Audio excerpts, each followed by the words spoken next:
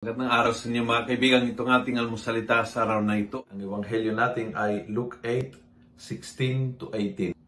Sabi ni Jesus, "No one, after lighting a lamp, covers it with a bowl or puts it under the bed."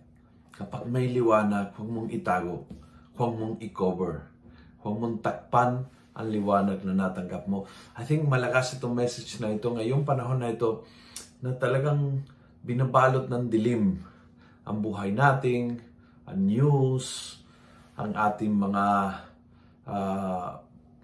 usap-usapang kwentuhan, ang ating mga laman ng ating mga posting and group chats, a lot of dark news.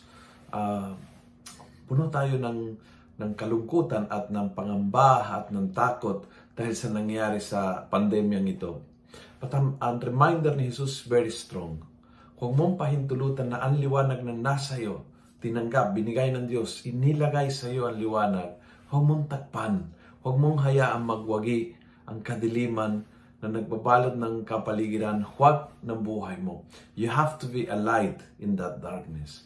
The way you talk, the way you share, the way you speak, the way you post, lahat po yun ay dapat nagpapakita ng liwanag. Be a person of light.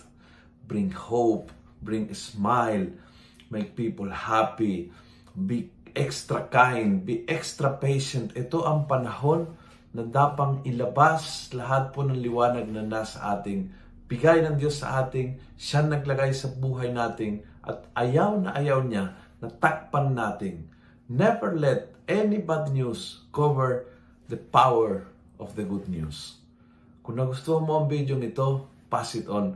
Punuin natin ng good news ang social media. Gawin natin viral, araw-araw ang salita ng Diyos. God bless.